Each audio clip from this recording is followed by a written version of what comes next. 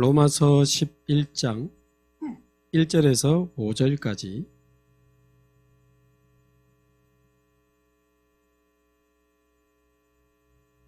우리 함께 한 목소리로 봉독하겠습니다. 그러므로 내가 말하노니 하나님이 자기 백성을 버리셨느냐? 그럴 수 없느니라. 나도 이스라엘이요 아브라함의 씨에서 난 자요 베냐민 지파라. 하나님이 그 미리 아신 자기 백성을 버리지 아니하셨나니 너희가 성경이 엘리야를 가리켜 말한 것을 알지 못하느냐?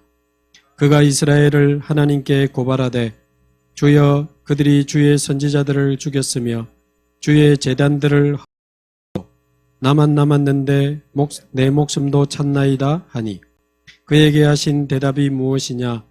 내가 나를 위하여 바알에게 무릎을 꿇지 아니한 사람 7,000명을 남겨두었다 하셨으니 그런즉 이와 같이 지금도 은혜로 택하심을 따라 남은 자가 있느니라. 아멘. 네, 감사합니다. 우리 다락방에 참 많은 기관이 있지만 특별히 우리 공무원 선교국에는 정말 멋있는 우리 선배 공무원 중직자분들이 계셔서 또 지금 보니까 젊은 우리 또 공무원들이 많이 계신데 또 멋있는 또 우리 젊은 공무원 제자들이 계속 일어나고 있는 것 같습니다. 네, 너무 감사드리고요. 또 우리가 1년 동안 응답받을 말씀은 내일 받는 날이니까 내일 말씀을 두고 또 기대하면서 계속 기도하시기 바라고, 하루 전날 하는 이 자체 훈련은 어떤 새로운 메시지를 받는다기보다는 우리 작년에 받은 그 언약의 말씀의 흐름 속에서 우리의 현재 상태들을 좀 점검하고 또 실제로 우리에게 아직 적용되지 못한 중요한 부분들 좀 확인하고 거기에 대해서 좀 집중하는 그런 날이 되면 좋겠다 그런 생각을 합니다.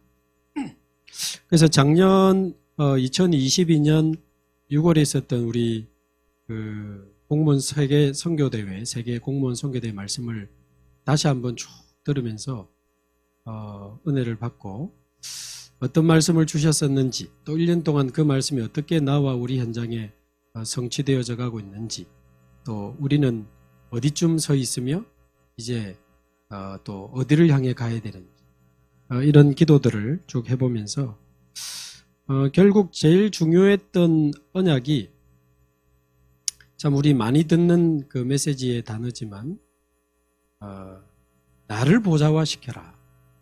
이제 제일 중요했던 언약의 단어가 아닌가. 나를 보좌화시켜라. 거기서 모든 답과 응답이 다 나오니까. 그래서 뭐 공무원 현장에서 크게 떠들면서 전도할 필요 없다. 나를 보좌화시키고 있으면 사람들이 물을 건데 물으면 답을 주면 된다. 그러면서 많은 사람 건지려고 하지 말고 진짜 제자를 찾아라. 예를 들면 오바댜를 언급하시면서 진짜 제자를 찾아라. 그러면 결국 나와 우리 모든 공무 현장에 하나님이 재창조의 응답을 주실 것이다. 이렇게 저는 작년 메시지가 다시 한번 정리가 되더라고요. 보좌와의 축복, 나를 보좌화시켜라. 또 지난주도 산업 현장을 보좌화시켜라. 굉장히 참 많이 나오는 단어잖아요. 근데 사실 이 보좌와의 축복이라고 하는 것은 하나님이 아무 때나 막 갖다 주고 막 터뜨리고 아무 때나 막 보좌의 능력으로 역사하시고 그렇진 않죠. 근데 작년 메시지를 특히 2강을 자세히 들어보면 보좌와의 축복이 연결되는 그 포인트를 이야기하셨어요. 그 보좌와의 축복은 아무데나 연결되는 게 아니고 보좌와의 축복은 정확한 언약이 있는 곳에 연결된다. 그 단어를 굉장히 다시 한번 중요하게 저는 붙잡았습니다. 정확한 언약이 있는 곳에, 정확한 언약을 가진 자에게, 정확한 언약을 가지고 모인 곳에, 정확한 언약을 위하여 도전하는 그곳에 하나님은 모든 보좌의 축복을 가져오시고 역사하실 줄로 믿습니다. 그렇다면 오늘 첫 번째 시간에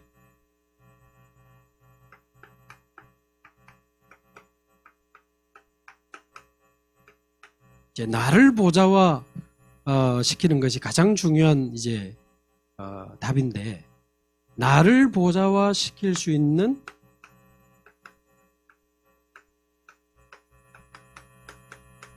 정확한 언약을 오늘 집중을 연하는 오늘은 좀 점검을 하고, 하나님이 보좌의 축복을 가져오시는 정확한 언약이 우리에게 있어야 되니까 그 언약을 좀 점검하고 확인하고 붙잡는 그런 첫 번째 시간이 되면 좋겠습니다.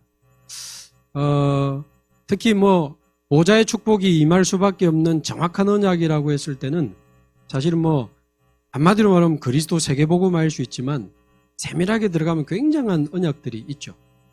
근데 뭐 그 이야기를 뭐 다 할 수는 없고, 자체 집중훈련하는 첫 시간에는 보좌와의 축복이 임할 수밖에 없는 가장 기본적인, 가장 중요한 언약 세 가지를 조금 확인하는 시간이 되면 좋겠습니다.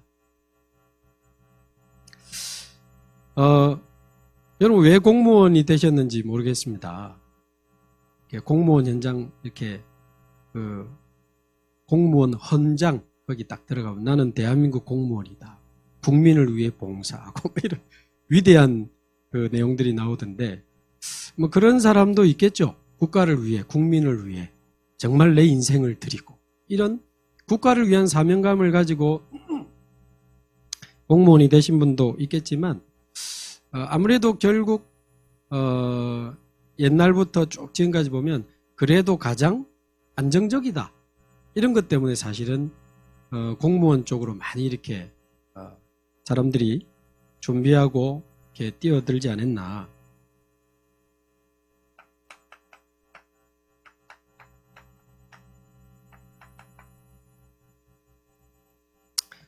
근데 저는 뭐 공무원은 아닙니다만은 지금 현재 상황을 놓고 볼 때 가장 안정적인 직업이다라고 지금까지 우리가 생각을 했는데, 지금 요즘 공무원 상황은 가장 불안정한 상황으로 가고 있는 게 아닌가.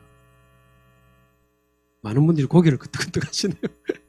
그래서 보니까 퇴직하시는 분들도 지금 많이 나오고 있고, 역대 공무원 시험에 응시한 응시자 숫자가 최저.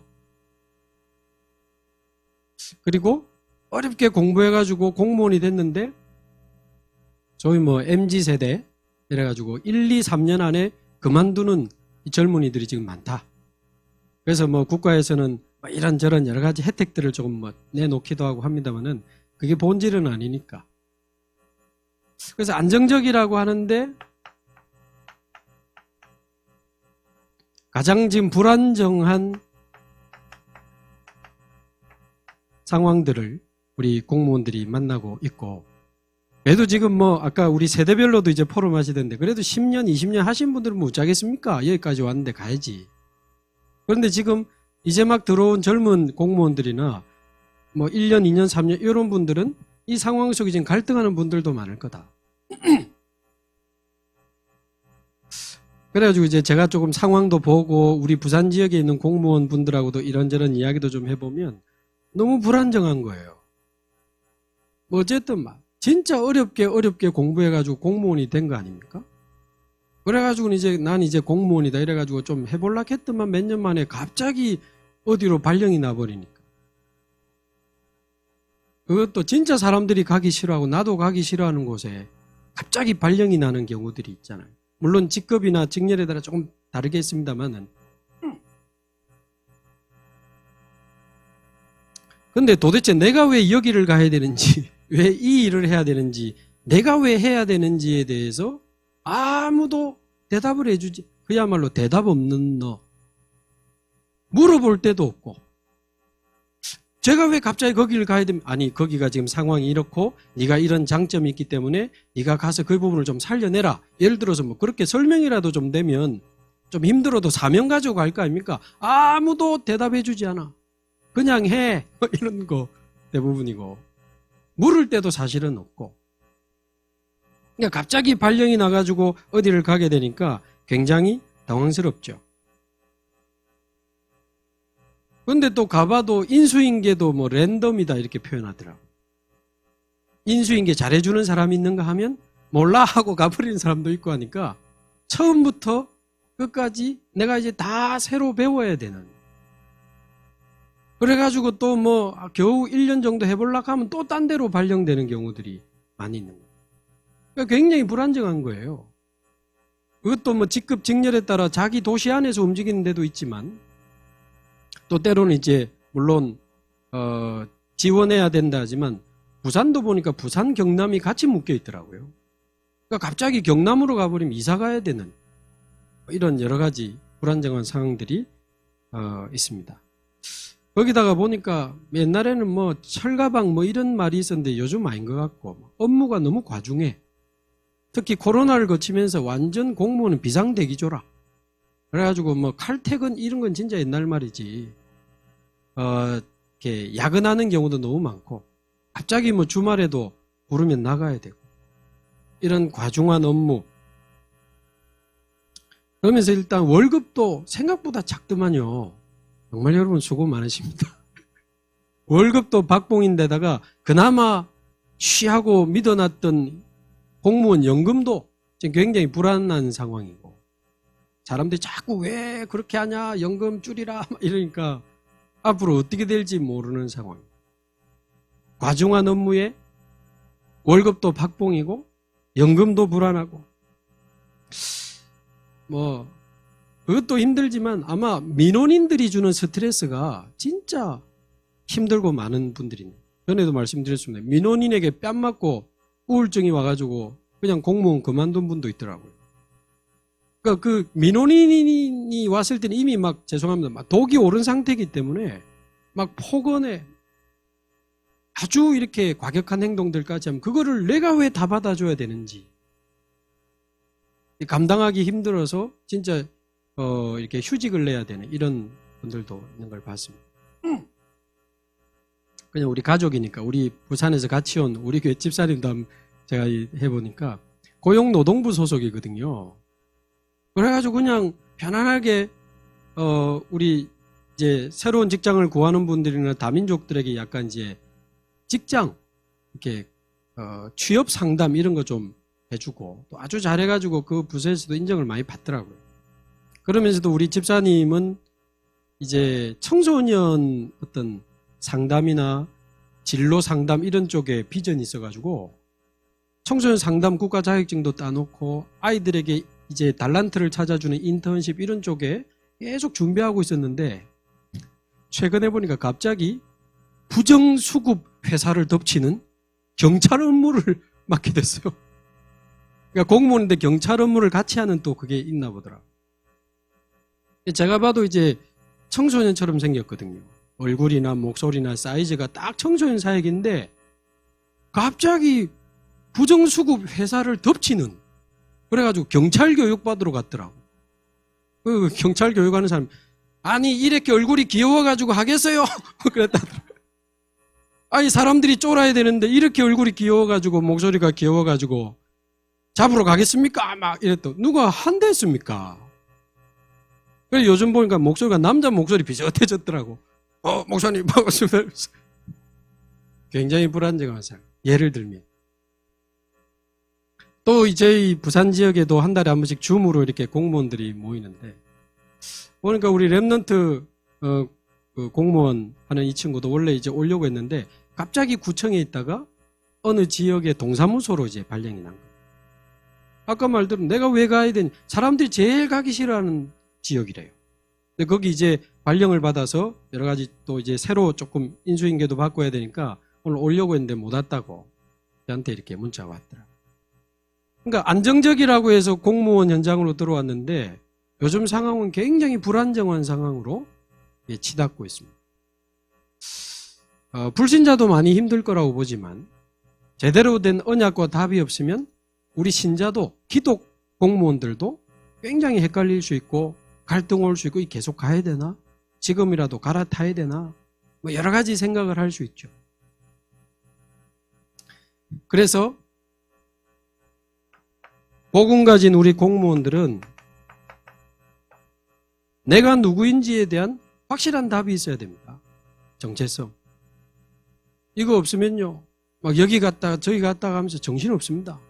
내가 월급 고작 이 정도 받아가지고 이렇게 과중한 일에 스트레스 받고 해야 되나? 내가 누군지에 대한 답이 언약이 확실해야 돼요. 그리고 내가 왜 여기로 발령받아야 되는지, 왜 다 가기 싫어하는 내가 여기 왔는지, 왜 갑자기 나에게 이런 업무가 주어지는지에 대한 여정에 대한 확실한 답이 있어야 됩니다. 전부 여정이거든요. 문제도 여정이고 응답도 여정이고, 사람들이 볼 때 야 거기 진짜 좋은 데 갔네, 진짜 안 됐다, 어째 거기를 가, 전부 여정인데 여정에 대한 답이 없으면 이 기독 공무원 똑같아. 불신자들 내 진짜 안 갈라 했는데 진짜 어찌하면 좋노 하면서 내가 누군지 정체성, 내가 왜 여기로 가야 되는지 여정에 대한 답. 그러면서 갑자기 내가 왜 경찰 업무를 해야 되는지, 왜 이 일을 해야 되는지, 사명에 대한 언약이 확실해야 됩니다. 가장 기본적인 세 가지다. 정체성과 여정과 사명에 대해서 보호자와 통하는 정확한 언약이 있어야 됩니다. 우리는 겨우 밥 먹고 살기 위해서 좀 안정적인 직장 들어가가지고 조금 이렇게 안정적으로 밥 좀 많이 먹고 좋은 집에 가서 후대들 잘 키우고 그런 불신자 수준 아니니까 보호자와 통하는 정확한 언약이 있어야 돼요. 그래서 작년 메시지를 제가 다시 듣고 쭉 묵상하고 또 지금 여러분을 만나고 하면서 여기에 대한 많은 어떤 기도를 하는 중에 여러분하고 같이 꼭 찾아내야 될 이 세 가지 정확한 언약에 대해서 오늘 좀 말씀을 나누면 좋겠습니다. 자, 그럼 첫 번째 정체성입니다. 어떤 정체성을 가지고 우리가 공무원으로 살아가야 되는가? 단순히 하나님 자녀다, 나는 렘넌트다, 그 정도 해가지고는 안 됩니다. 물론 어마어마한 언약이긴 한데 저와 여러분이 어떤 정체성의 언약을 가져야 되는가? 제 눈으로 볼 때 여러분은 단순히 복음 가진 공무원이 아닙니다. 이 시대 남은 자 공무원입니다. 남은 자 공무원. 여러분 작년 메시지 기억하십니까? 성경에 이스라엘에 7번의 큰 재앙이 왔는데 그때마다 하나님이 남은 자가 아니고 공무원이 아니고 남은 자 공무원을 통해서 하나님이 그 시대 재앙을 막으셨다. 남은 자 공무원이라는 단어를 쓰셨어요.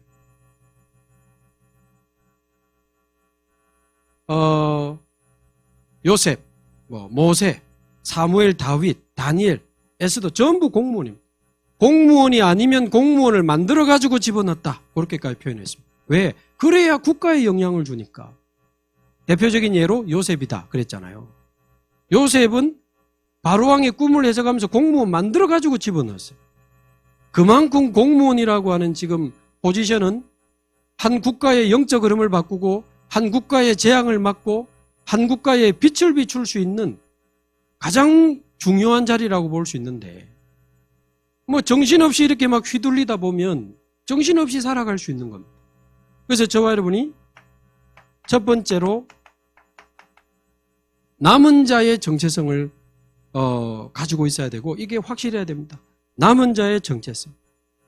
우리 좌우 옆에 한번 앞뒤로도 인사하시죠. 우리는 남은 자 공무원들입니다. 인사하시죠. 저도 남은 자고 제가 볼 때 여러분도 남은 자입니다. 이 모임은 남은 자들의 모임이에요. 우리의 사명은 또 다른 남은 자를 찾는 것입니다. 목사님 메시지 다시 들어보셨어요? 여러분은 남은 자를 찾는 남은 자다. 자, 그런 단어들은 그냥 지나가는 단어지만 언약을 놓고 봤을 때는 굉장히 중요한 결정적인 단어들. 여러분은 남은 자요, 남은 자 공무원입니다. 자, 그러면 우리 많이 들은 단어잖아요, 남은 자. 그런데 진짜 이 남은 자라는 단어를 정확하게 이해하려면 반드시 모르면 안 되는 게 복음의 흐름을 알아야 됩니다. 그래야 남은 자라는 단어를 정확하게 이해할 수 있어요. 자, 복음의 흐름을 안다는 것은 성경에 나타난 복음의 흐름을 여러분 볼 수 있어야 됩니다. 성경은 복음을 기록한 책이지만 더 자세히 보면 복음의 흐름이 기록되어 있어요. 성경을 넘어 역사 속에 이 복음이 로마 복음화 이후에 어떻게 유럽을 통해 미국을 통해 우리나라에까지 이 복음이 흘러왔는지, 복음의 흐름을 정확하게 봐야 내가 누군지 뭐 해야 되는지가 나온다니까요. 성경에 나타난 복음의 흐름, 역사 속에 나타난 복음의 흐름, 여러분이 심부름하고 있는 이 대한민국의 여러분 복음의 흐름이 어떻게 보이십니까? 공무원이 복음의 흐름을 못 보면 올바른 공무원이 될 수가 있겠습니까? 하나님 앞에서. 더 나아가서 여러분의 인생에 복음의 흐름은 지금 어디쯤 와 있습니까? 이 복음의 흐름을 볼 줄 알아야 하나님이 가장 원하시는 것을 볼 수 있어요.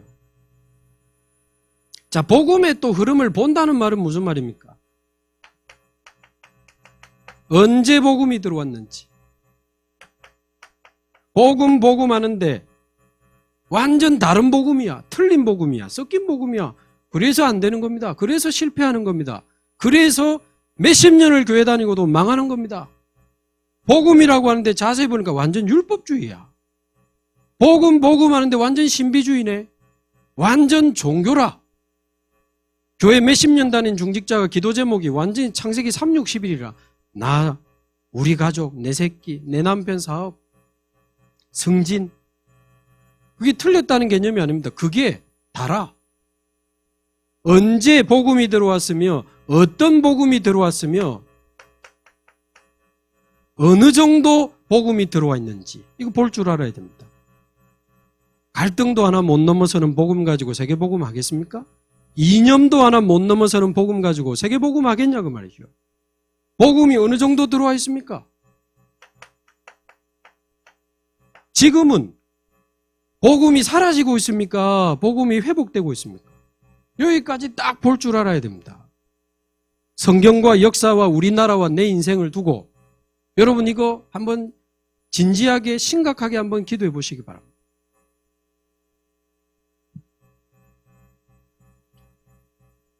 자, 그래서 이 복음의 흐름을 이렇게 간단하게 한번 그림으로 그려보면 하나님은 창조 때부터 지금까지 계속 끊임없이 복음을 계속 우리에게 주셨어요. 창조 때부터 지금까지 계속 복음을 주셨습니다.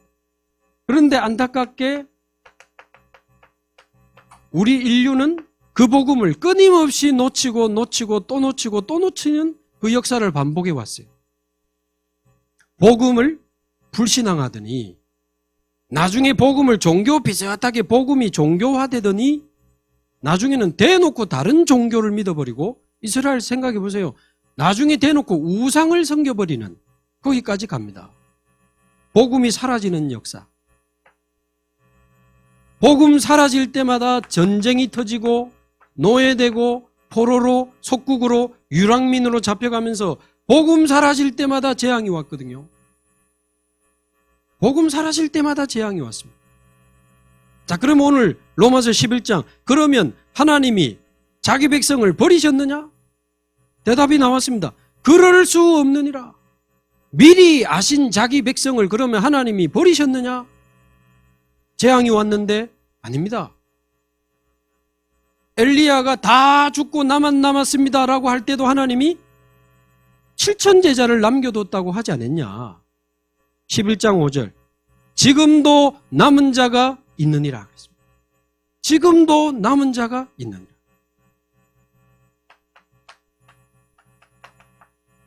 이 남은 자를 통해서 재앙시대를 복음시대로 바꾸신 겁니다.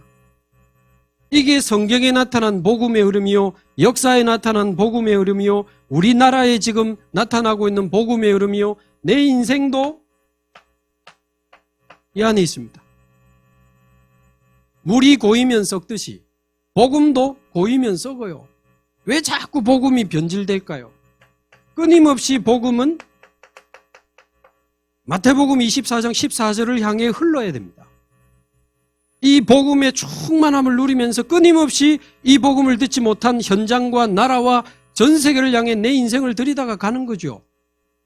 흔들릴 시간이 어디 있고 낙심할 시간이 어디 있고 딴짓할 시간이 어디 있습니까? 현장을 놓치니까 딴짓하고 무너지고 많은 쓸데없는 소리들이 나오는 거 아닙니까? 계속 여기서 도는 거예요. 자, 간단하게 여러분 성경을 한번 떠올려 보십시오. 여러분 다 지금 사명자들이니까 제가 안 적고 바로 설명을 한번 해볼게요. 다 아시는 내용. 처음에 어떤 복음을 주십니까? 창세기 1장 27절 28절이 복음이잖아요. 유일하게 세상 만물 가운데 인간에게만 하나님의 형상을 주시고 하나님과 함께하는 축복을 누리면서 세상을 정복하고 다스릴 수 있는 사명까지 주셨는데 여러분 아신 대로 창세기 3장에 놓치잖아요. 사단에게 속아서 자기가 하나님처럼 돼보겠다고 하나님 주신 축복을 전부 발로 차버리고 자기가 하나님처럼 돼보겠다고 뛰쳐나간 그 사건이 창세기 3장 사건입니다. 그래서 그때부터 모든 인류의 재앙이 시작된 거 아니에요. 그러나 하나님은 감사하게 아담을 다시 남은 자로 불러서 창세기 3장 15절에 복음을 주셨습니다. 하나님은 아담을 버리지 않으셨어요. 그런데 안타깝게 창세기 4장에 가인이 또 놓치지요. 창세기 6장에 그 시대가 또 놓치고 네피림 시대 완전히 육신이 되고 타락에 빠져서 네피림에 사로잡히는 불신앙 시대가 왔고 그래서 네피림 시대 자체가 재앙입니다만 홍수 재앙도 오게 되고 남은 자 누구를 부릅니까? 노아. 노아를 불러서 하나님은 다시 복음 시대를 회복합니다. 그러나 홍수 사건 끝난 이후에 노아도 또 복음을 놓쳤어요. 술 취해가지고 바지 벗고 들어 누워가지고 세 아들 중에 둘째 아들이 그거를 밝혔다는 이유로 둘째 아들을 저주하잖아요. 이걸 가지고 뭐 목사님 잘못해도 뭐라 하면 안 돼. 그런데 좀 악용하지 마시고 노아가 술김에 부끄러워가지고 아들을 저주했는데 그게 함 아닙니까? 그 상처받은 후손 중에 니무롯이 신할 평지에서 뭘 쌓아요? 바벨탑을 쌓잖아요. 바벨탑. 하나님께 대든다고. 그래가지고는 바벨탑이 무너지는 재앙시대가 오게 되는데 남은 자 누구를 부릅니까? 아브라함을 부르잖아요. 아브라함을 불러서 다시 언약을 회복시켜 가나안 땅으로 가라. 단을 쌓고. 그런데 아브라함, 이삭, 야곱을 고치면서 야곱 시대 때 또 완전히 여자 쳐다보고 20년 동안 인생 허비하면서 복음 다 놓칩니다. 그래서 어떤 재앙이 옵니까? 그 아들 요셉이 애굽의 노예로 팔려가죠. 그러나 하나님은 요셉을 남은 자로 일으켜서 애굽 시대 앞에 복음 하나님 살아계심을 증거하게 하셨습니다. 그런데 요셉이 죽고 난 뒤에 또 복음 사라지잖아요. 그래 이번에 어떤 재앙이 옵니까? 요셉이 노예된 게 아니고 이스라엘 민족 전체가 노예돼 버립니다. 우상 신전 만들면서 밥 얻어먹는 비참한 상황이 됐고 이제 남자아이 다 죽여라 이 정도까지 갔으니까 이때 하나님이 남은 자 누구를 불렀습니까? 요게벳, 모세 이런 사람들 아닙니까? 그래가지고 어린 양의 피를 바르면서 또 출애굽하잖아요. 복음 시대가 회복이 된 겁니다. 그래서 광야에서 영적 시스템 만들어가지고 가나안까지 갔습니다. 그러나 가나안 들어간 이후에 또 자기의 소견에 옳은 대로 행하였더라. 또 복음 놓치는 불신앙 시대 또 오잖아요. 이게 계속 반복된다고. 그때 하나님이 이제 어떤 재앙 시대가 오게 됩니까? 복음을 놓치면서 블레셋이 자꾸만 쳐들어오죠. 자꾸만 전쟁을 쳐들어옵니다. 그때 하나님이 부르신 남은 자가 한나, 사무엘, 다윗 이런 남은 자 아닙니까? 그래가지고 다시 미스바 운동을 통해서 복음을 또 회복합니다. 다윗이 성전까지 건축하게 되죠. 그러나 아시는 대로 다윗이 죽고 난 다음에 솔로몬 시대 성전을 지었지만 정략적으로 결혼한 공주들에게 우상 숭배 다 허용하면서 완전히 복음이 우상으로 바뀐 시대가 오게 되고 나라는 둘로 쪼개지고 차례로 아수르, 바벨론에 포로로 잡혀가는 일이 벌어지잖아요. 여러분 성경은 역사적 사실이고 성경에 있는 인물들 실존 인물인 거 아시잖아요. 지금 우리가 소설책을 믿고 있는 게 아닙니다. 이거 역사적 팩트입니다. 그때 하나님 부르신 남은 자가 이사야, 예레미야, 다니엘, 사드락, 메삭, 아벳느고, 에스더, 또 반대쪽에는 엘리사, 엘리야 이런 사람들 아닙니까? 그래 다시 포로에서 돌아오게 되죠. 다시 성전을 재건합니다. 그러나 성전만 지었지 또 복음 사라지잖아요. 그래가지고 어떤 재앙이 옵니까? 로마의 속국이 되잖아요. 그때쯤 하나님은 모든 언약을 완성하시게 되는데 그게 갈보리산에서 완성된 예수 그리스도의 그 언약이고, 그때 예수를 그리스도로 믿는 남은 자 120명 제자들을 마가다락방에 모으신 거 아닙니까? 나중에 바울도 부르고 안디옥 교회도 세우면서 남은 자들, 남은 자들의 모임, 남은 자들의 교회 그래가지고 복음 시대 막 회복되잖아요. 그래가지고 막 안디옥 교회는 막 세계를 향해 선교사를 내보내고 굉장한 역사를 합니다. 그러다가 결국 로마 복음화까지 됩니다마는 여러분 아시는 대로 또 로마 복음화 이후에 복음은 사라지기 시작. 이제 역사로 넘어가는 거죠. 로마가 복음화되면서 복음이 사라져버린 겁니다. 굳이 내가 죽음을 각오하고 믿지 않아도 되는 상황이 오니까 복음의 소중함도 사라지고 전도해야 될 방향도 놓쳐버리니까 또 복음이 사라지고 나로 돌아가고 육으로 돌아가고 교황들은 부와 권력을 축적하는데 혈안이 돼가지고 완전 타락하게 된 겁니다. 그래가지고 유럽 시대에 굉장한 재앙이 오잖아요. 한때 유럽 인구 3분의 1이 죽었던 흑사병 여러분 기억하시죠? 그게 우연이 아닙니다.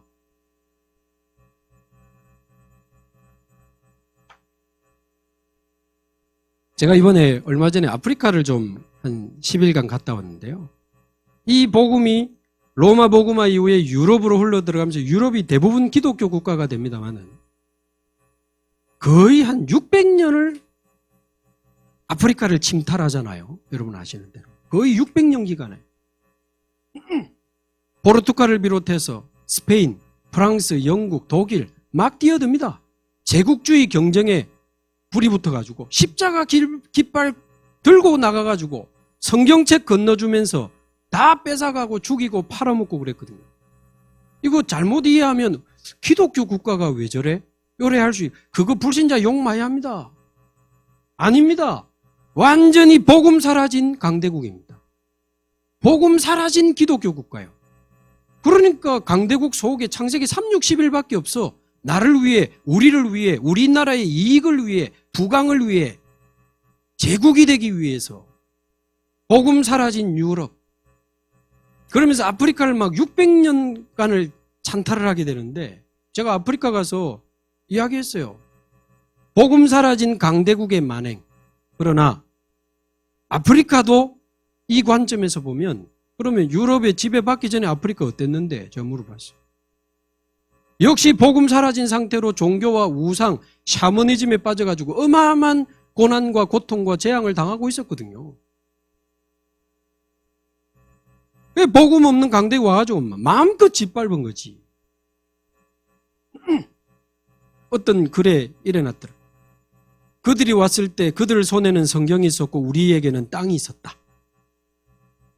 성경을 주면서 기도하자고 하길래 기도하고 눈을 떴더니 그들 손에는 땅이 있었고 우리 손에는 성경이 있었다. 이렇게 비판하더라. 말하자면 기독교를 명분으로 우리 거 다 뺏어갔다. 지금 그 이야기를 하는 거거든요.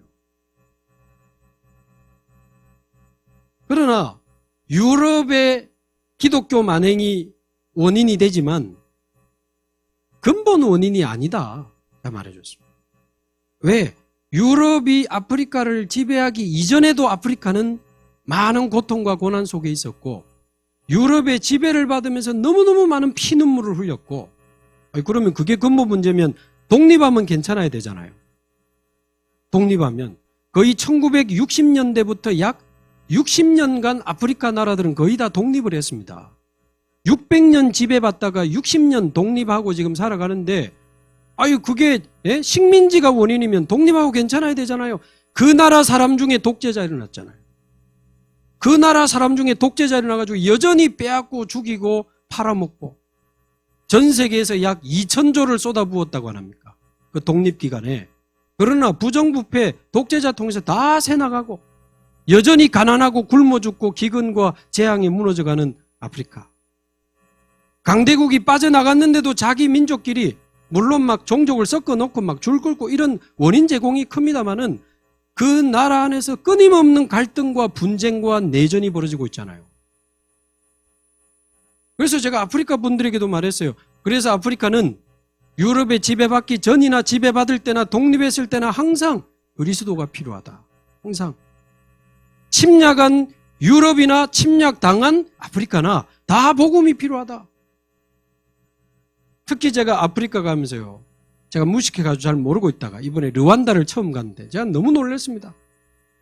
르완다를 가면서 조금 언약적 관점에서 르완다를 조금 공부를 하고 가야 안 됩니까? 제가 가기 전부터 놀랐는데 가서 확인해보면 진짜요.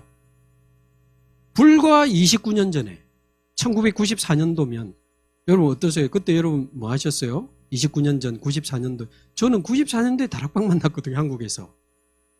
이 복음을 만나고 여기 있는 우리 존경하는 목사님들과 함께 이 전도와 세계복음의 흐름 속에 저는 94년도에 들어왔거든요. 근데 불과 29년 전에 저 르완다라는 나라에서 어떤 일이 있었는가? 100일 동안 100만 명이 죽임을 당하는 르완다 대학살 사건이 있었더라고요.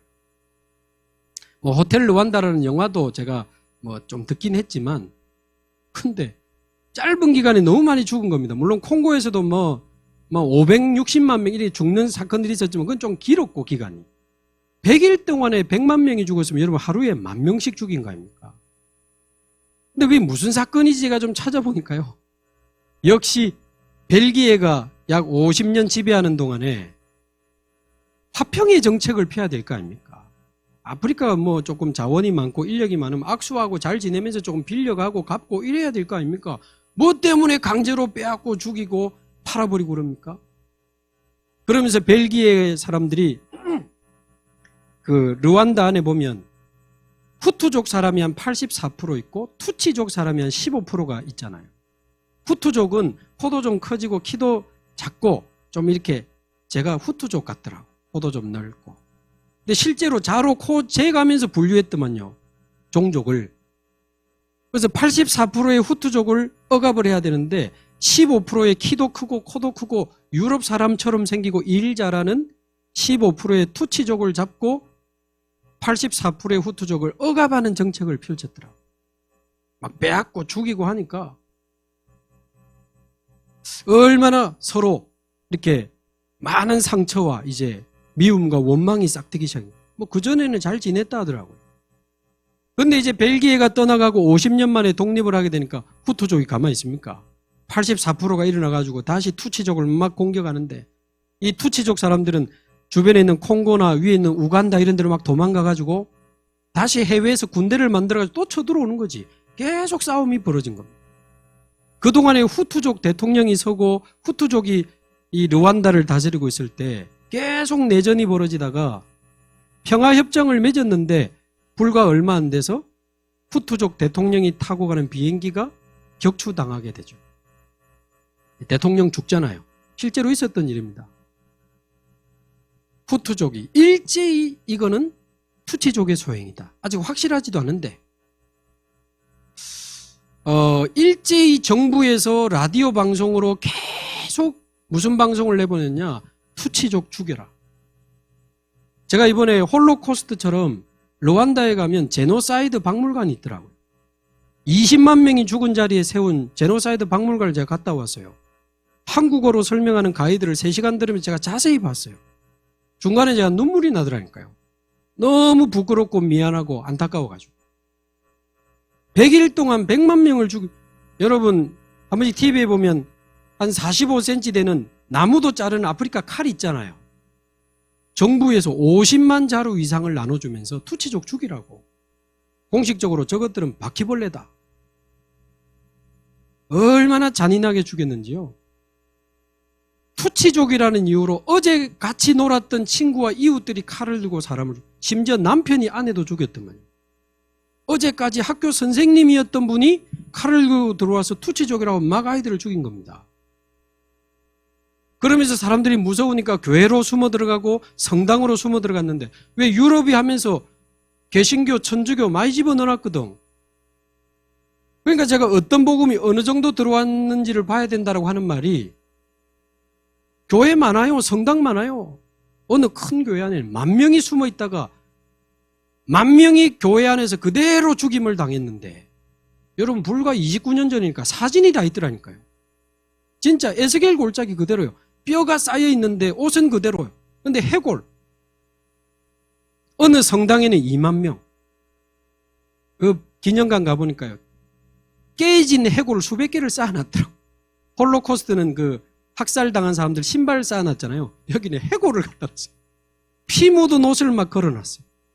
기증받아서 그 가족들이 죽은 사람들이 사진을 걸어놨어요.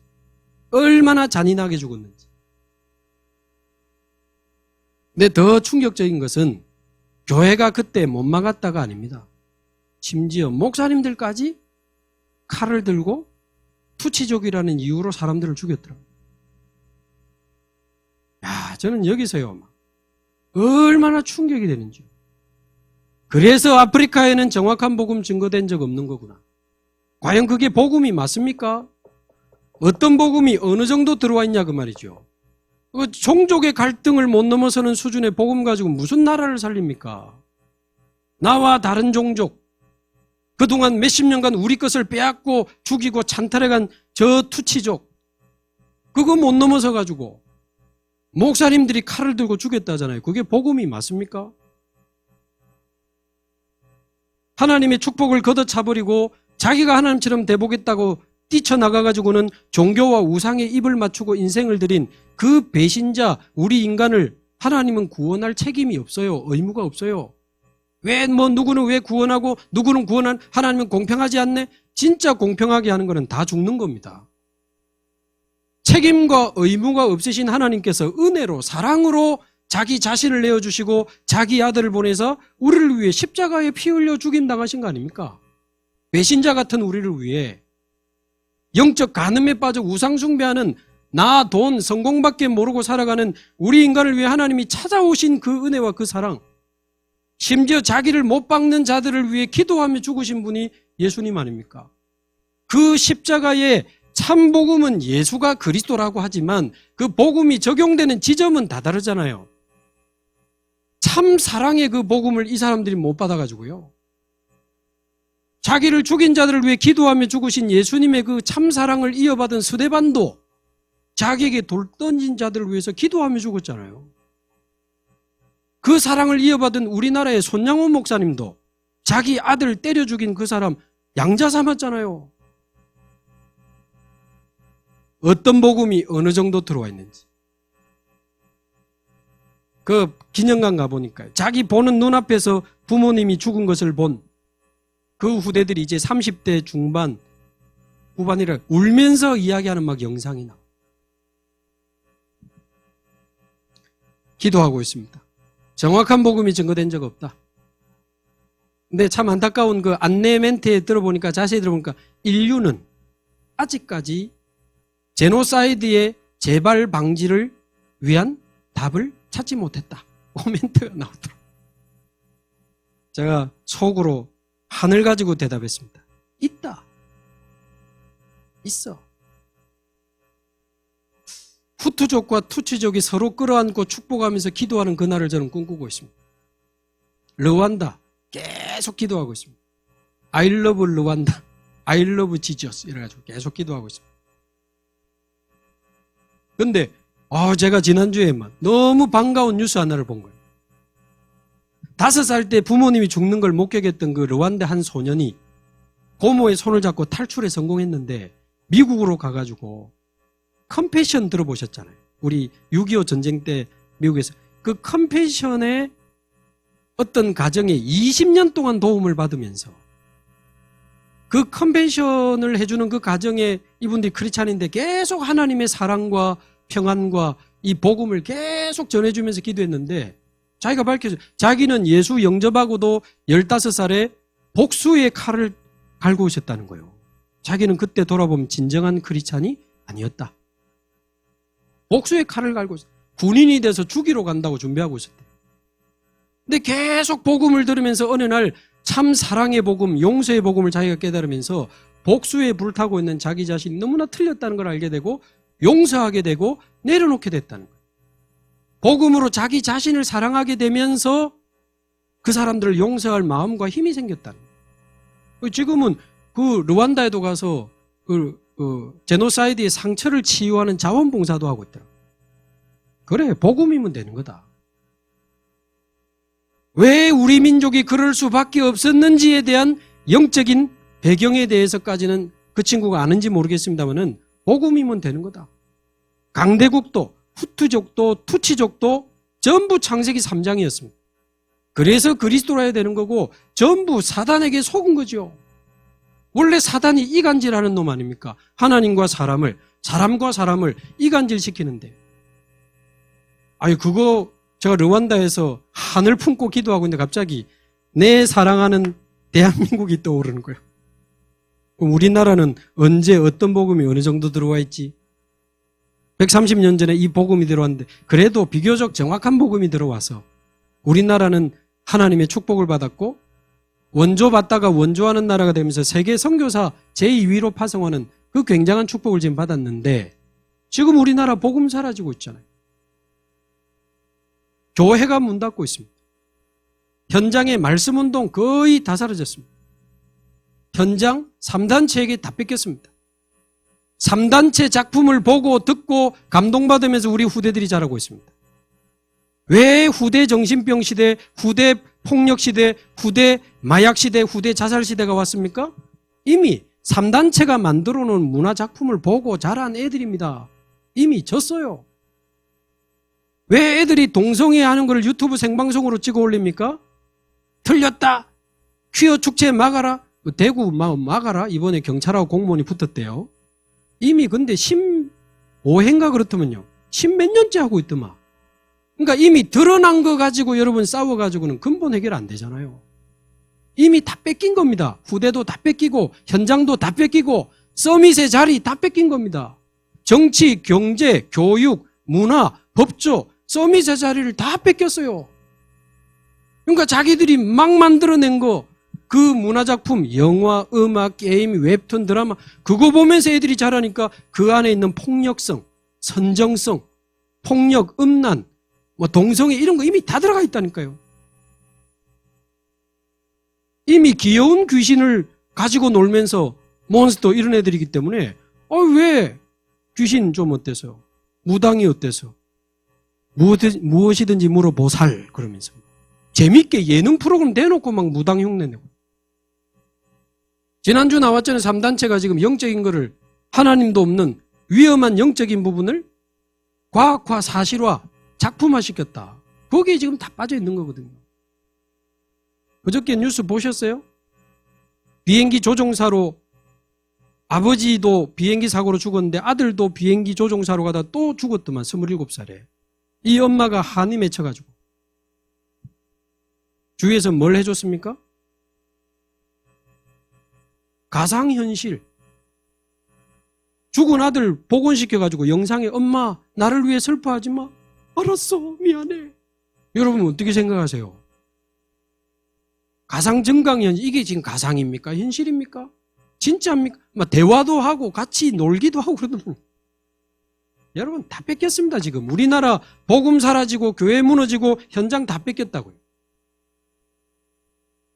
정신병, 폭력, 중독, 자살이 아니고 청소년 정신병 시대 왔고 청소년 범죄 시대 촉법소년 낮춘다고 근본 해결 안 됩니다. 애들이 가출 팸 만들어가지고 난립니다. 청소년 마약 시대 아시잖아요. 온 거. 청소년 자살 시대. 2주 전에 뉴스 보셨습니까? 경기도 고양시 초등학교 5학년 자살 사건. 아파트 16층에 올라가서 뛰내렸어요. 부모님 죄송합니다. 초등학교 5학년이. 학교 폭력. 제가 사는 부산의 해운대도 초등학생 자살. 원래 그런 거 터지면 면피를 위해서 교육청, 학교 바쁩니다. 우리 교회 초등부 교사님하고 지난주 그래가지고 교육청에서 모든 학생들 빨리 설문조사해라. 자살 위험군 찾아라. 뭐 했나 이러면 안 되니까 그런 거라도 해야 될 거 아닙니까? 반 아이 30명 중에 9명이 자살 위험군이라. 우리 집사님 반에 5학년. 그래가지고 급하게 학교에서 회의 열고 소아정신과 연결해가지고 애들을 상담시키고 약 처방하고. 제가 이런 말하기는 그렇고 아주 유명한 어린이 그 NGO에서 학교에 와가지고 집단 상담을 너무 잘하더래요. 집단 상담하면서 동시에 원하는 개인 상담 따로 공간 마련해가지고 분위기 만들어서 개인 상담하니까 애들이 막 털어놓더래요. 뭐 여러 가지 폭행당한 거, 성폭행당한 거 막 놀래가지고. 그래가지고 이 유명한 NGO 팀들이 요런 아이들이 요런 내용을 이제 말했습니다 하고 선생님들한테 주고는 가버리더래요. 여러분 그래 되면 어찌게 되는지 아시잖아요. 그거를 전달받은 학교 선생님은 아무것도 안 하면 나중에 징계받습니다. 말하자면 문제 드러내놓고 명단 주고 가버리더래요. 그러니까 선생님들이 난리가 난 겁니다. 그럼 걔도 또 만나야 되고 사람 이제 필요하면 신고도 해야 되고 그러니까 다시는 저 NGO 단체에 부르지 말아요. 왜? 요즘 외부 단체 많이 들어옵니다. 그 시간에 선생님들 모여서 커피 마신다더라고. 다 면피에 급급하지. 아무도 아이들을 끝까지 책임지고 살리려는 사람은 없어요. 없습니다. 근데 아시는 대로 초등학교 5학년 교과서에 창의적 체험활동인가 창제, 명상교육이 들어가 있더만요. 초등학교에도 이미 중학교에도 많이 들어가 있고 슬로건이 뭡니까? 스스로 하는 인성교육. 얼마나 주제가 좋아요. 뭐 제대로 했지. 스스로 하는 인성교육. 우리는 지금 모여가지고 복음만 말하는 목사님들 만나서 매주 은혜 받으면서 기적같은 신앙생활을 하고 있는데 마치고 집에 가면 사랑하는 가족과 맛있는 거 먹고 좋은 침대에 자고 내일 또 핵심 듣고 주일날 가면 되는데 현장은 지금 다 뺏겼습니다. 다 죽어갑니다. 이런 관점에서 볼 때 여러분이 얼마나 중요한 사람인가 하는 거죠. 우리나라의 복음이 사라지고 있습니다, 여러분. 우리나라의 복음이 사라지고 우리 가문의 복음이 사라지는 중에 저는 복음을 받았거든요. 이와 같이 지금도 남은 자가 있느니라. 내가 바로 남은 자구나. 저는 깨닫게 됐습니다. 우리나라의 복음이 사라지고 우리 가문의 복음이 사라져서 완전히 망하는 중에 여러분 복음 받고 여기 있는 거 아닙니까? 여러분이 바로 남은 자입니다. 저도 남은 자고 여러분이 바로 남은 자예요. 그래서 여기는 중요한 모임이 아니고 남은 자들의 모임이라니까요. 우리의 교회들은 남은 자들의 교회입니다. 무슨 우리가 교회 장사합니까? 아닙니다. 또 다른 남은 자를 우리는 찾아 나가는 것이 우리의 사명이라.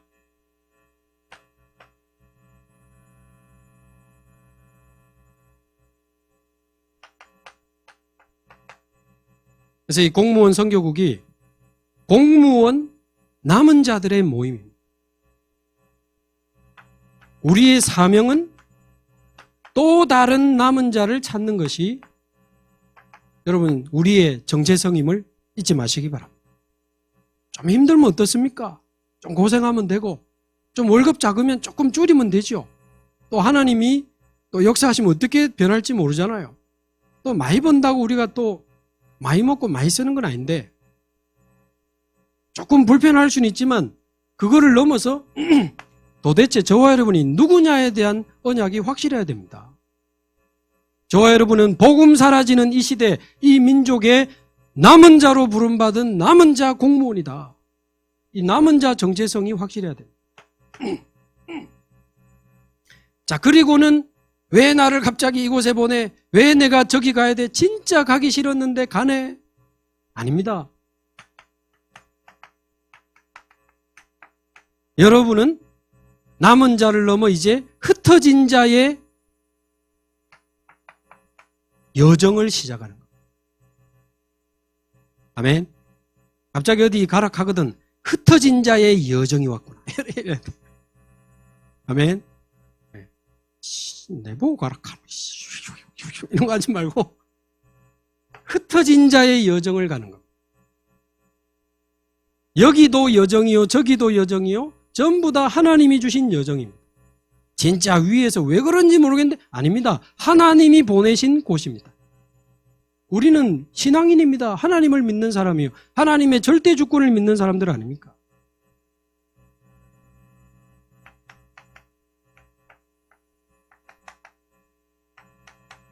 그러면 흩으시는 이유가 뭡니까? 그래야 거기도 빛이 증거될 거 아닙니까? 그래야 거기도 흑암이 무너지는 거고, 그래야 거기도 하나님의 나라 임하게 되는 거고, 그래야 거기도 갈급한 영혼이 여러분을 통해 복음 듣게 되는 거고, 그래야 거기에 숨겨진 보석 같은 또 다른 남은 자 제자를 만나게 되는 거 아닙니까? 한마디로 하나님 나라의 일을 위하여 하나님이 저와 여러분을 파송한 겁니다. 위에서 발령한 게 아니고 그걸 보고 대개사정이라고 하는 거고, 그 사람들의 손을 이용해서 하나님이 우리를 거기 보내신 겁니다. 하나님 나라의 일을 위하여, 하나님 나라의 확장을 위하여 정말 믿으시고 승리하시기를 바랍니다. 목사님 안 가봐서 그래 진짜 힘들어요. 목사님 공무원 해봐야 되는데 그것도 하나님 주권이지 내가 뭐 억지로 할 수 있습니까 지금. 저는 제 신앙을 이야기하는 게 아니고 성경에 주신 언약과 믿음을 설명하는 거니까 공무원 안 해봤다고 쉽게 이야기하면 그런 거 하지 마시고 저는 하나님이 여기 세우셨으니까 우리를 보내시는 이유는 하나님 나라의 일을 위하여, 하나님 나라의 확장을 위하여. 그래야라는 단어 놓치지 마세요. 그래야 거기도 빛이, 거기도 흑암이 무너지고 하나님 나라 임하고, 거기에 진짜 복음 안 들으면 안 되는 생명이 기다리고 있는 거 아닙니까? 완전히 하나님이 예비하신 보석 같은 제자가 여러분을 기다리고 있기 때문에 보냈는데 아씨 나를 왜 여기 보내노? 이런 식이 되면 굉장히 불신자 수준에서 헤매게 되는 거죠. 그래서 나를 보좌화시키는 언약이 정확해야 됩니다. 보좌와의 축복은 정확한 언약으로 연결되기 때문에 정체성에 대한 언약, 여정에 대한 언약. 목사님 그래도 힘들어요. 그래서 내 환경은 자꾸자꾸 바뀌지만 영원히 변하지 않는 말씀이 아니고 이 말씀의 흐름을 따라가면 됩니다. 흩어진 자의 여정을 갈 때 반드시 놓치면 안 되는 게 변하지 않는 영원한 말씀의 흐름. 여러분 그래도 올해부터 이렇게 영상 돌리면서 우리 공무원 선교국 전도학교에서 우리 여병만 목사님이 매주 토요 메시지, 주일 메시지 계속 여러분이 혹시나 이렇게 너무 엇나가면 안 되니까 말씀 정확하게 정리해서 매주 알려주시잖아요. 그게 얼마나 중요한 사건인지 모릅니다. 우리 공무원 제자들이 말씀의 흐름을 따라갈 수 있도록. 그래서 말씀의 흐름을 따라가는 자는 어디든지 오케이입니다. 아멘. 우리 좌우 옆에 한번 인사하시죠. 우리는 남은 자의 정체성을 가진 자들입니다. 한 번 더 인사하실 때 우리는 흩어진 자의 여정을 갑니다. 사실은 요셉만큼 불안정한 상황이 있었겠습니까? 요셉만큼 부모님 집에 있다가 갑자기 노예로 팔려가고 직급도 막 바뀌었습니다. 밭에 일하다가 총무됐다가 갑자기 노예로 떨어졌다. 감옥 갔다가 그죠? 장소도 바뀌고 일도 바뀌고 환경도 다 바뀌었습니다. 그러나 여호와께서 요셉과 함께 하심으로 그가 형통한 자가 되어 그의 주인 애굽 사람 집에 있으니 그래 되어 있습니다. 어디 있느냐보다 더 중요한 것이 거기 있는 그 사람의 영적 상태입니다. 393을 누리는 자 어디든지 오케이입니다. 그 속에 숨겨진 하나님의 계획이 궁금할 뿐이지. 자, 어떻게 하면 이 힘든 흩어진 자의 여정을 기쁘게 감사하며 걸어갈 수 있습니까? 그래서 모든 것을 초월하는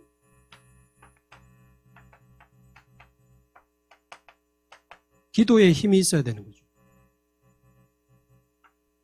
모든 어려움과 모든 어려운 환경 상황들을 초월하는 기도의 힘이 있어야 어디든지 오케이 하면서 거기에 숨겨진 하나님의 축복과 계획과 응답을 누릴 수 있겠죠.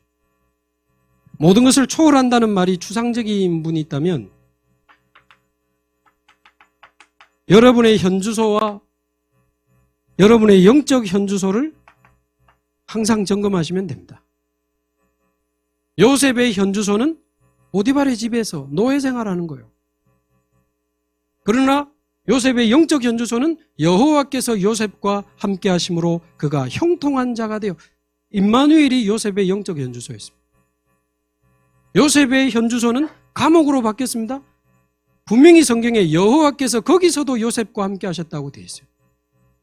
갑자기 왕궁의 총리가 됐습니다. 여호와께서 하나님이 나를. 그러니까 요셉은 현주소가 많이 바뀌었지만 영적 현주소는 항상 하나님이 나와 함께 하시는 축복이었습니다.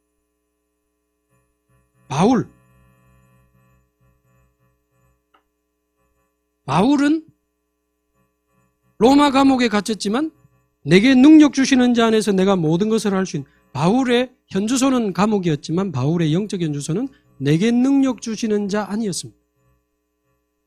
사도행전 27장 바울의 현주소는 풍랑만난 배 아니라, 그러나 바울의 영적 현주소는 27장 23절 내가 속한 바 하나님, 그래 되어 있습니다. 자기 영적 소속을 밝혔어요. 자기 영적 현주소를 밝혔다고요. 내가 속한 바 하나님의 사자가 어젯밤에 내 곁에서 말씀하시되, 저와 여러분이 어떤 상황에 있다 할지라도 우리의 영적 현주소는 보좌요, 성삼위 하나님의 축복을 누리는 393이요, 하나님의 말씀을 따라가는 것이 우리의 영적 현주소입니다. 지금 전쟁이 터지고 있는 우크라이나에도 남은 자들이 있는 거예요. 2주 전에 우크라이나 신학생 사명자들 붙잡고 3일 동안 줌으로 이제 신학교 집중훈련을 했습니다. 얼마나 간절하게 말씀을 받는지 저도 막 목이 쉬도록 서로 너무 간절해가지고. 그때 당시 러시아가 벨라루스 앞에 우크라이나에 핵 갖다 놓고 딱 그 주간이었거든요. 역대하 20장 15절을 제가 이야기했습니다. 역대하 20장 15절. 두려워하지 마라, 놀라지 마라. 이 전쟁은 너희에게 속한 것이 아니요 여호와께 속한 것이니. 여러분, 그것도 역사적 사실입니다. 그 믿음을 가지고 전쟁 나갈 때 찬양대를 앞세워서 나갔잖아요, 이스라엘이. 근데 연합군이 자기들끼리 싸워가지고 무너지고 싸우지 않고 이기는 승리의 역사적 사실이 있습니다. 자, 그 이야기 했어요. 러시아가 핵폭탄을 벨라루스 앞에 갖다 놨다 하는데 왜 이 전쟁이 터졌는지, 도대체 어떻게 될 건지, 전쟁은 여호와께 속한 것이니까 두려워하지 마라. 전혀 상관없는 것 같지만 전쟁은 복음의 흐름하고 관계있다. 여러분, 복음 회복해야 된다. 우크라이나 안에 러시아 정교회가 막 들어와 있는데 어떤 복음이 어느 정도 들어와 있는지 확인하고 정신 차려야 돼. 정치, 경제, 사회, 문화, 서밋사자를 지금 다 뺏겼어. 하늘 가지고 복음 가진 우리 렘넌트 정치, 경제, 문화 선교사 키워서 집어넣어야 되는데 그거 회복해라.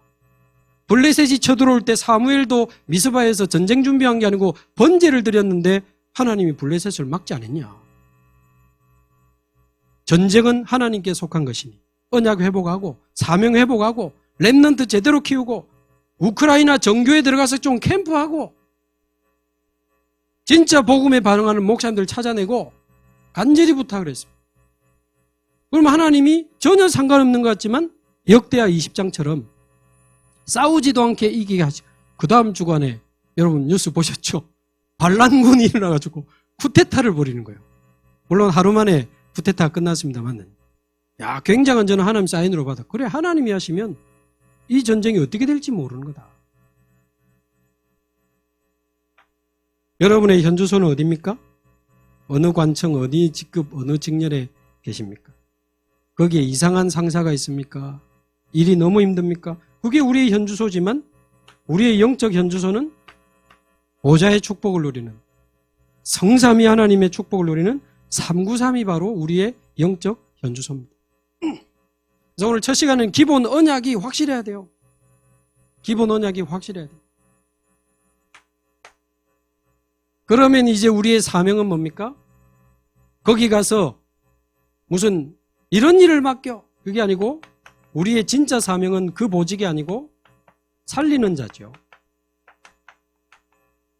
살리는 자의 사명이 우리의 진짜 사명입니다. 여러분 어떤 직급을 어떤 현장에 어떤 직무를 받든 여러분이 받은 그 공무 살려내시기 바랍니다. 우리가 가게 된 그 공무 현장도 살려내시기 바라고 내가 간 그 공무 현장에 있는 공무원도 여러분 살려내시기 바랍니다. 이게 우리의 진짜 사명 아니겠습니까? 그래서 공무 어떻게 살리는지 우리 말씀 몇 년간 계속 받았잖아요. 당연한 거 하면 됩니다. 너무 껍데기인데 당연한 거, 꼭 필요한 거, 기도하면서 절대적인 거 하면 됩니다. 그러면 하나님이 내가 하는 그 공무에 오직 유일성, 재창조의 응답을 주시면 공무 살리는 거거든요. 공무 현장에 가보니까 막 갈등, 싸우고 난리 났어. 거기다가 오래된 부정한 관습, 악습도 있고 술이라든지 여러 가지 이상한 흑암 문화도 있어. 여러분 그거 전부 바꾸시고 살리시기 바랍니다. 한마디로 빛을 비추는 거예요. 공무원도 사람이니까 공무원 이전에 하나님 떠난 사람이라 12가지에 찌들어 있기 때문에 막 드러납니다. 갑자기 휴직계 내고 갑자기 사라지는 분들도 있잖아요. 우울증 공황장애 와가지고. 왜? 공무원도 사람이니까 당연히. 얼마 전에 뉴스 보니까 공무원 작년에는 주차장에서 공무원이 어떤 공무원 또 찌르는 사건이 있었는데 지난주인가 보니까 3, 4주 됐나요? 어떤 아주머니가 부부싸움하다 남편을 칼로 찔렀더만요. 근데 거기 뉴스에 공무원이 이렇게 찔렀다고 돼. 그거는 공무원이 찌른 게 아니고 하나님 떠난 아줌마가 하나님 떠난 아저씨를 찌른 건데 공무원도 똑같다 그 말이죠. 또 뭘 살려야 되겠습니까? 교회와 목회자 살리는 숨은 제자 되기를 바랍니다. 아주 우리 공무원은 멋있고 신실하고 그러면서 너무 겸손한 우리 선배 공무원 분들이 많이 계셔가지고 이 단어가 저는 어울려요. 숨은 제자. 뭘 드러내고 나타내고 인정받으려고 하는 분이 제가 보니까 한 분도 없어. 여러분 현장 완전히 살려내시기 바랍니다. 제가 여러분들 다 모르니까. 근데 우리 아까 기도하신 우리 이문갑 장로님 이런 분은 아이들 보호관찰하는 업 전에 한번 제가 간증 영상을 봐서 제가 알죠. 보호관찰하면서 얼마나 대충대충 할 수 있잖아요. 근데 보니까 아이들 늘 기도하면서 만나라고 하고 부모님까지 만나고 완전히 거기가 RUTC라면서 너무 좋아하시는데 그래. 그게 바로 공무 현장, 공무원 거기서 만난 사람 막 살려내는 거 아닙니까? 그런 분들이 여기 많이 계시다고 제가 알고 있습니다. 모든 현장을 살리는 자의 사명. 그러면서 교회와 목회자를 조용히 표시 없이 살리는 숨은 제자 되시기 바라고. 작년 세계 공무원 선교대 1강 메시지 결론에 보면 3번이지요. 거기 보면 평생 산업을 준비해라. 그 단어가 나왔어요. 왜냐하면 이제 오래 하신 분도 있고 이제 퇴직하신 분도 있고 하니까. 말하자면 이 공무원의 그 경험을 살리고 바탕으로 해가지고 평생 산업을 준비해라. 어떤 산업? 전부 무너지고 병드는 시대니까 치유하는 관련된 치유산업, 또 사람들의 영을 살리고 마음과 몸을 살리는 생명산업, 그리고 후대 살리는 거와 내 공무원 이 경험이 어떻게 연결될 수 있을까? RUTC 산업 이런 표현을 쓰셨습니다. 후대 살리는 거죠. 몇 년까지 하고 내가 때려치운다. 그리고 내 사업한다. 뭐 이런 분들이 있을 수 있잖아요. 그런 식으로 때려치우지 말고 이 축복 누리다가 네. 여기서 때려치우면 거기서도 어느 날 때려치울 수 있으니까 남은 자의 정체성, 흩어진 자의 여정 걸어가면서 가는 곳마다 살리는 자의 사명 감당하다가 어느 날 하나님이 그만두라 하시면 멋있게 때려치우시기 바라고 그걸 발판 삼아가지고 막 살리는 남은 인생을 사시기 바랍니다. 혹시 여러분들이 아시는 분인지 모르겠는데 너무 실명을 거론하긴 제가 그렇고 우리 다락방교회입니다. 제법 중경교회입니다. 근데 거기 보니까 완전히 몇 명으로 시작한 그 교회가 지금 몇백 명이 돼서 전도와 세계복음하는 참 귀한 교회인데 거기 제가 몇 번 자세히 보니까요. 공무원 출신 장로님 한 분이 조용히 교회와 목사님과 그냥 부대를 막 살리는 거예요. 제가 전에 한번 간증함 들어보니까 복음 모르고 공무원 할 때 자살 시도를 몇 번 했다 하셨으니까 얼마나 영적으로 힘드는데 복음을 만나고 전도자 목사님을 만나면서 교회 초기부터 이 목사님을 돕고 교회 힘든 일들을 막 도맡아하면서요. 계속 심부름하는데 어느 날 이분이 자기 그 공무원 경험을 살려가지고 그 요양보호사를 교육해서 파견하는 그 업을 하는데 뭐 좀 잘한다 정도가 아니고 전국적으로 소문이 나더니 제가 최근에 지난주 한번 알아보니까 얼마 전에 대통령상도 받았더라고요. 전국에 직원이 한 200명 되고 연매출이 한 500억 되더만. 그러면서 조용히 교회를 완전히 살리는. 그래서 목사님과 교회 필요하다. 조용히 본인이 다 책임져 버려. 최근에 교회에서 그 후대들을 위한 RUTC를 짓는데 건축위원장 맡아가지고 겸손히 이렇게 앞장서서 헌신하는 이야기를 들으니까 참 멋있다. 근데 그 분야에 대통령상까지 받고 인정받고 교회도 살리고 후대까지 살린다 하니까 여기 다양한 직급을 가지신 분들이 계시겠습니다만은 많은 응답 누리다가 여러분 남은 생에 또 지금 이제 퇴직하신 분도 계시겠습니다만은 하나님 앞에서 세계복음화를 두고 내 남은 생에 뭐 할지 평생 산업을 통해서 살리는 자의 사명을 이어가시면 좋겠습니다.